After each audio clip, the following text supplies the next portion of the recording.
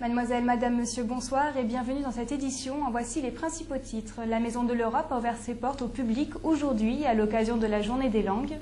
Artisan de notre avenir a présenté ce matin son programme pour les prochaines élections. Et ce matin, une collision est survenue vers 8h45 à un passage à niveau proche de la commune de Gimont dans le Gers entre un camion et un train régional de voyageurs en provenance de Auch à destination de Toulouse. On dénombre 8 blessés. Anne Cressac, l'adjoint au maire de Toulouse en charge de la jeunesse et des activités socio-culturelles, a présenté à la presse la saison 2010-2011 des centres culturels de la Ville Rose.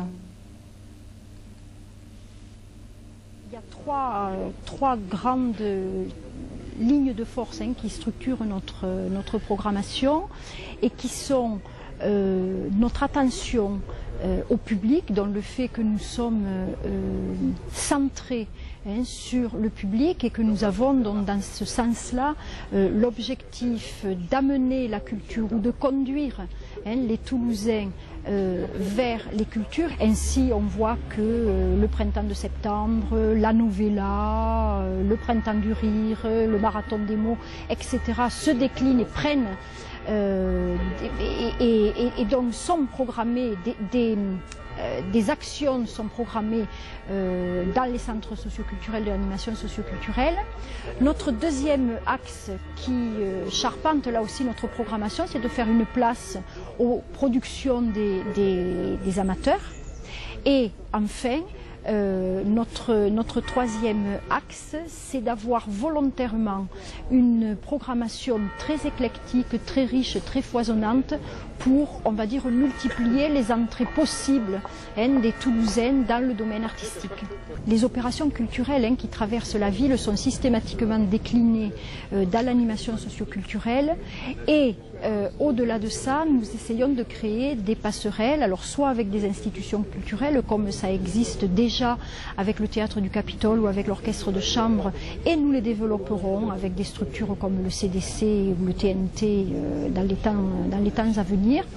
Et nous créons aussi des passerelles, on va dire, entre certains artistes ou des structures culturelles et des structures de l'animation culturelle. Et là, je pense à deux opérations assez exemplaires qui sont Place Publique, qui est un projet partenarial entre le Centre d'animation des Chamois et le BBB, ou bien Faire tomber les murs, qui est un partenariat théâtral entre le Centre culturel Henri Desbal et la Compagnie Nelson du Monde.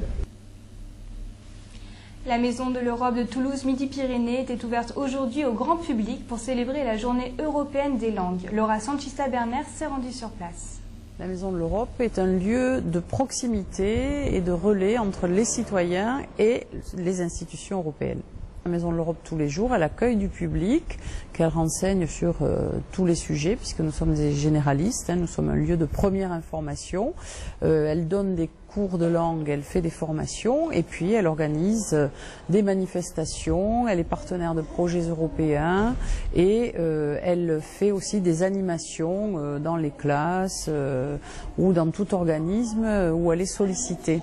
Nous faisons partie de plusieurs réseaux. Le réseau des Maisons de l'Europe françaises, il y en a plus d'une trentaine. Nous faisons également partie d'un réseau des Maisons de l'Europe européennes. Et il y a bien entendu le réseau des Europe Direct, donc qui est le réseau de la Commission européenne pour l'information, et nous sommes labellisés. 2001 était l'année européenne des langues, et depuis, donc chaque année, il y a une journée qui permet au public de venir s'informer à la fois sur les cultures européennes, sur les langues européennes. Artisan de notre avenir a présenté ce matin son projet et ses idées. En effet, du 29 septembre au 13 octobre, les artisans sont appelés à élire leurs représentants au sein des chambres de métiers de l'artisanat régional et départemental. Les détails en images.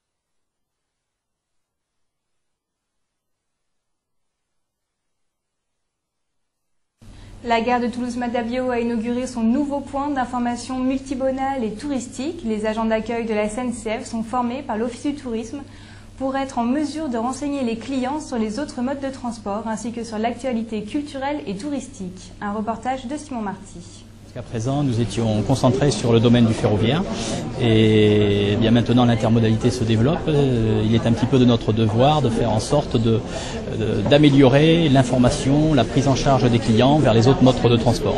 Donc nous élargissons un petit peu notre périmètre, tout au moins nous ne substituons pas aux autres modes de transport, mais nous faisons un petit peu les facilitateurs, également les ambassadeurs pour les personnes étrangères qui viendraient à venir chez nous. Ce serait déjà le premier point information pour les personnes qui nous arriveraient en train à Toulouse. On a beaucoup d'informations, ne serait-ce que dans la ville, des personnes qui ne savent pas où se renseigner, qui souhaitent se rendre à une rue, dans un hôpital, à un stade, pourquoi pas, pour un événement.